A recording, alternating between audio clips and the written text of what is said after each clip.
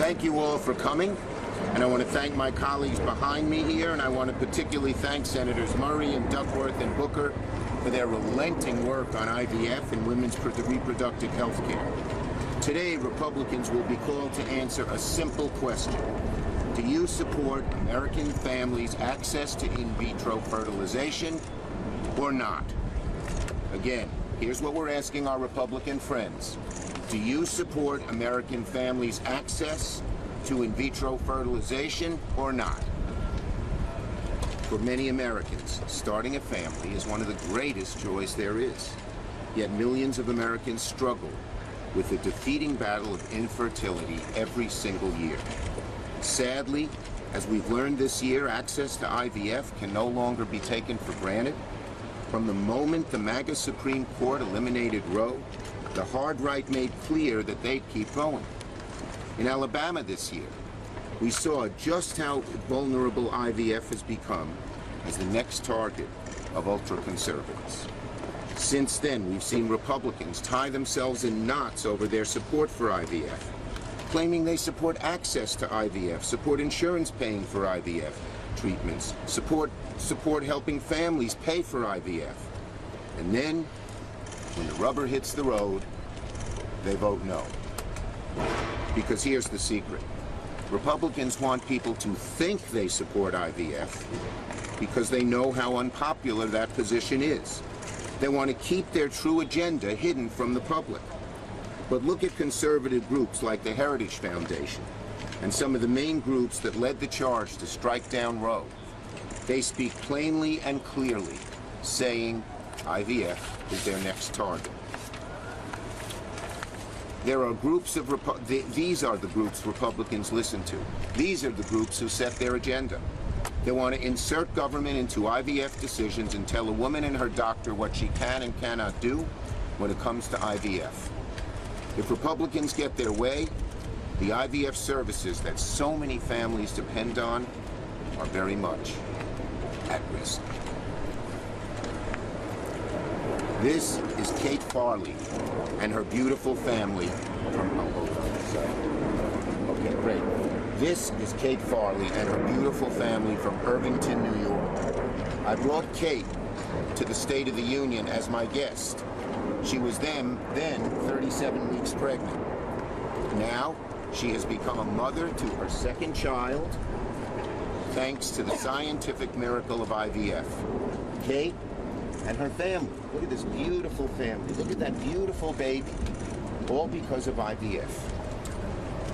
Kate cried when she heard the Alabama court decision, wondering how people could be so cruel to take away the right to a procedure she desperately needs to start a family.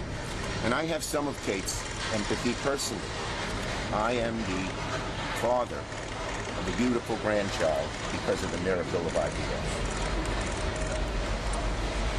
So, today we're working to make sure no kind of family has to face the obstacle that Kate and her family did, Kate Farley. And that's why today the Senate will vote again on the Right to IVF Act. It's time for Republicans to live up to their words. It's time to vote. If Senate Republicans vote no today and strike IVF protections down yet again, it will be further proof Project 2025 is alive and well. If people want to see how strong Project 2025's grip is on the GOP, the outcome of today's IVF vote will be very revealing. And yet, by all accounts, there's every reason in the world for senators to all vote yes today. Today's vote is a motion to reconsider. We're asking Republican colleagues if they believe this bill and protecting the very essence of IVF is worth debating. Republicans say they're pro-family. Well, there's nothing more pro-family than IVF. Our bill makes IVF a right for all. It would make insurance companies cover IVF, making it more accessible for millions more Americans to expend their families. And expanding insurance coverage for IVF is not a partisan issue. A survey from Pew Research showed 7 in 10 Americans say access to IVF is a good thing. Just 8% oppose it. 8%. We can't let the 8%, the hard right fringe, dominate our politics and dictate what we do. And despite all that, 3 months ago, nearly every Republican senator voted against protecting IVF in this chamber. Now, apparently, some of our Republican colleagues have forgotten about this vote. The junior senator from Oklahoma said there's never been a vote taken on protecting access to IVF. That's astounding. Vital protection for families nationwide, and Republicans can't even remember it. Well, today will jog Republican memories. So today, our Republican colleagues get their second chance, either to stand with American families that struggle with infertility, or stand with Project 2025 in the quest to roll back all reproductive freedoms. It's not hard. If Republicans truly care about American families, they should vote yes. Senator Murray. Well, thank you so much. Later today, we will be voting for the second time on our Right to IVF Act, a bill that protects the right to IVF nationally. It lowers the cost of IVF for families with stronger insurance coverage requirements, and it helps more veterans and service members get IVF. Last time, Republicans killed this bill, and Trump said nothing. Now he says he is a leader on IVF. Well, that tells me two things. First, he probably doesn't understand what IVF is. And secondly, he doesn't understand what leadership is. The only reason IVF is in jeopardy is because Donald Trump overturned Roe, something he has never stopped bragging about. Now Republicans in Congress are playing the same game, posturing as pro-family while voting down this bill to help families grow, pretending to support IVF while championing fetal personhood. But despite Republicans' record, their empty claims about IVF support are only getting more and more brazen. If Republicans are serious about supporting IVF, if Trump's promise to help families pay for it is more than just bluster, there is no reason we can't pass this bill into law and help a lot of people. Republicans need to realize families have been listening to what they say, and today they're going to be watching how they vote. My advice to Donald Trump and J.D. Vance and every Republican who wants to talk a big game about IVF and then refuse to show up, save your breath. Families don't want to hear that. If you only have false promises to offer couples who have faced heartbreak after heartbreak trying to grow their families, stop talking. If you only talk about childless people when you need a political punching bag on right-wing podcasts, stop talking. If you are only willing to say you support IVF but you're not willing to vote for it, and you aren't even willing to disavow fetal personhood, stop talking. Because for Donald Trump, this may just be another empty promise that he can break, but to our families, this is really personal. It is months of trying and trying. It is hundreds of thousands of dollars. It is hope and heartbreak. It is their whole world. It is their whole family's future that you're toying with. Women who struggle to have kids don't deserve to be someone's political punching bag. They do not deserve to be yanked around by politicians who, when push comes to shove, won't actually vote to help them. You can bet those families are going to be watching today, and you're going to bet they remember who actually showed up. With that, I'm proud to turn it over to Tammy, who knows this issue better than any of us. Will you hold my family?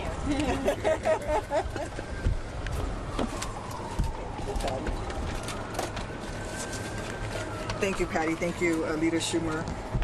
As you can see, this is my family, and my girls have very different personalities, as you can tell from the photo.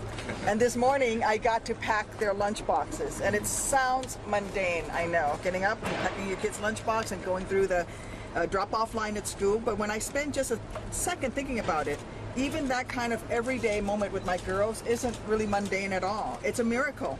Because after 10 years of struggling with infertility, after being wounded in combat, I was only able to have my girls through the miracle of IVF.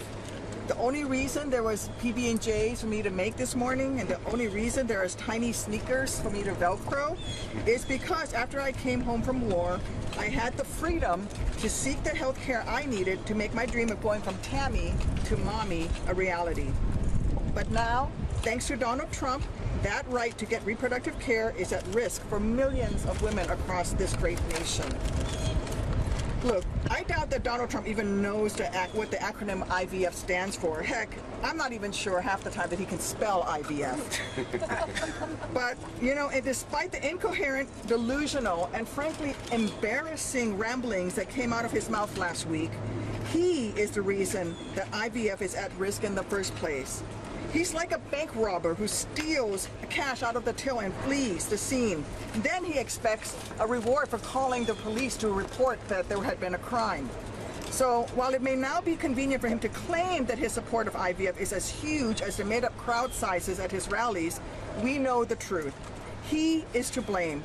He and every other Republican who cares more about staying good with Trump than about doing good for the American people that they are supposedly serving. Women in this country have been through enough. What women don't need is a man who was found liable for sexual abuse controlling what we can or cannot do with our bodies. What we don't need are politicians who have sworn fealty to a convicted felon treating us like we are the criminals. Listen, I'm sure that some of my Republican colleagues are going to run to the nearest camera to claim that their actions have simply been misunderstood. Well, to those colleagues, I say that today's vote is your chance to put your vote where your mouth is, to prove that you believe that every woman in this country deserves the chance to be called mommy without also being called a criminal. Because look, when I went to war to defend this nation's rights and freedoms, I expected that those freedoms to remain when I returned.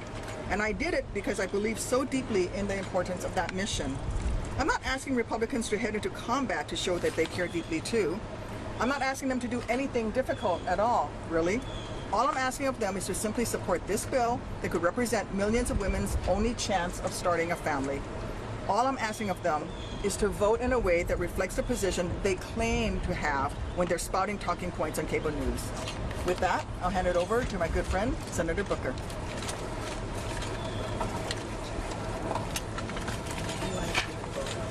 Oh, do you want to see the photo?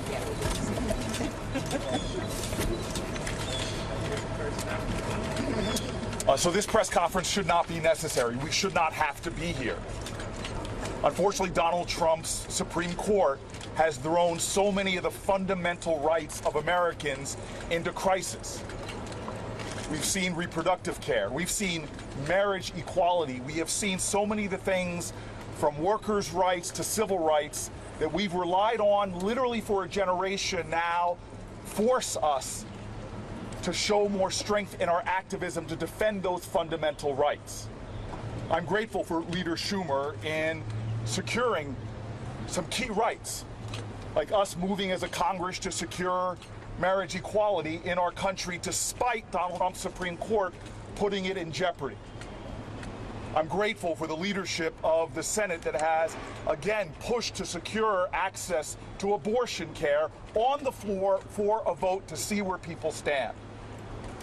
And here we are yet again, just as we were with marriage equality or abortion rights, where the overwhelming majority of Americans support an issue, support a right that the Supreme Court has put in jeopardy, that Donald Trump's Supreme Court has put in jeopardy.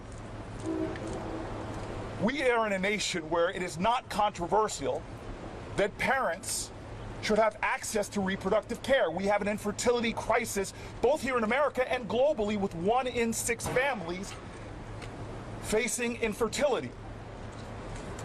We see families that are religious, families that are not, families in red states, families in blue states, Republicans, independents, and Democrats all believe that we should be securing the right to IVF and believe we should be expanding it for military families who are willing to do the ultimate sacrifice for their country but shouldn't have to sacrifice pathways to being parents.